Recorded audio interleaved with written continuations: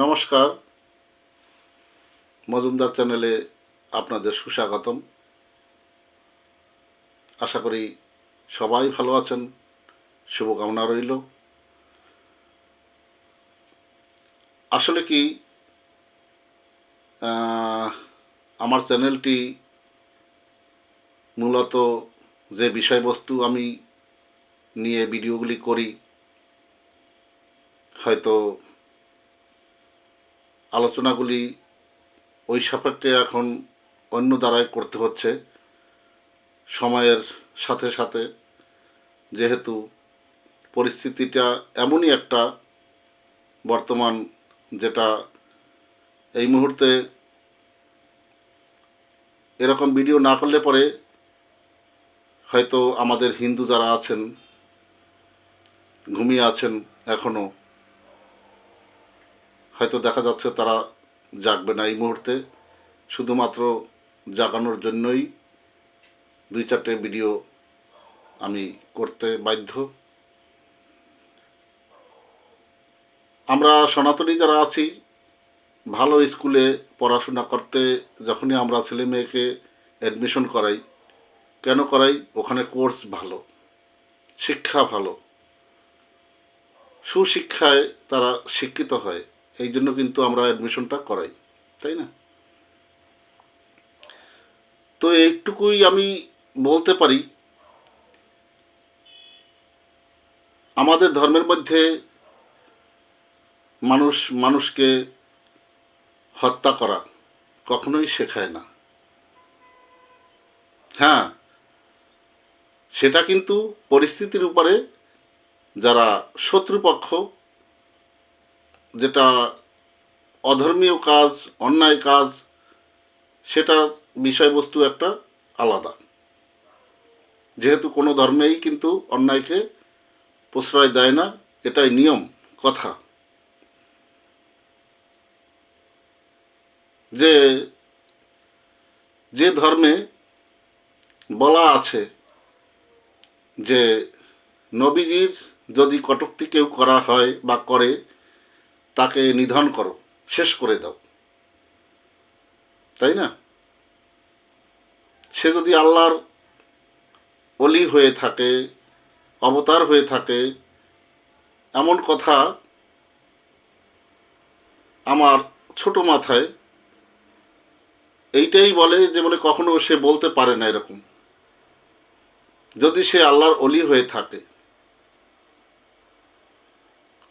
যেহেতু আমাদের ধর্মে যে আছে শ্রী চৈতন্যদেব, তাই না? যখন কলসির কাঠটা সে মেরে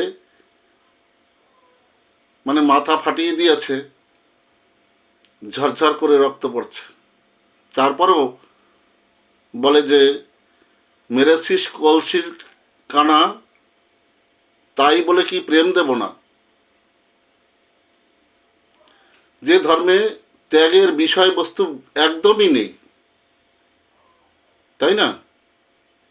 শুধু আছে ক্রোধ, জেহাদ, সেই ধর্মকে এই পৃথিবীতে আমি বলতে পারি সেটা কোনো ধর্ম বলে গণ্য করা এবং মান্যতা দেওয়াই উচিত না। যদি মহান কোনো ব্যক্তি হয়, আল্লাহর অলি কিংবা ভগবানের অবতার, আমাদের শ্রীকৃষ্ণ এরকম কথা কখনো বলেছেন যে আমাকে যদি কেউ কটূক্তি করে, নিন্দা করে, তাকে শেষ করে দাও? কখনোই বলেনি। প্রভু যিশু, তাকে যখন মারা হয়েছে, কিভাবে হাত দুটি এরকম করে মানে প্রেক পুঁতে পুঁতে তাকে মারা হয়েছে, তারপরেও সে বলে, ওরে বোকা, তোরা বুঝতে পারছিস না যে তোরা কি করছিস, তোরা অবুঝ। তো এই হলো ধর্ম। যে ধর্মে ত্যাগ বলে কোনো কিছু আছে, সেটাই শিখায় না। সেই ধর্মকে সম্মান করা হয়তো এটা আমাদের ভুল, তাই না? যেহেতু সবার উপরে মানুষ সত্য, তাহার উপরে নেই। আমরা প্রথমত অবস্থায় আমরা সবাই মানুষ। যে ধর্মে মনুষ্যত্ব মানুষের জন্য ভালো কিছু বয়ে না আনে, সে ধর্ম কখনোই ধর্ম হতে পারে না। সেটাকে আমি বলবো যে বলে কটূক্তি করা না, এমন ধর্মকে মানে কি বলবো, বলার ভাষা পাচ্ছি না। যেহেতু রাগ, দুঃখ, কষ্ট, যে পরিস্থিতি আজকের এই দীপু দাসের প্রাণটা যেভাবে গেল,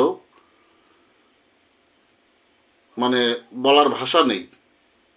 আজকের আমার ঘরে, আপনার ঘরে যদি এরকম হতো, আপনি কি চুপচাপ বসে থাকতেন? সমস্তভাবেই একটা রাজনীতির মতো ষড়যন্ত্র করে ছেলেটাকে শেষ করে দেওয়া হয়েছে। কিছু বলার ভাষা নেই। ভিতর থেকে যে আমি কিছু বলবো, মানে যেন আমার কথাই আটকে যাচ্ছে। যাই হোক, ভালো থাকবেন আপনারা, শুভকামনা রইল। নমস্কার।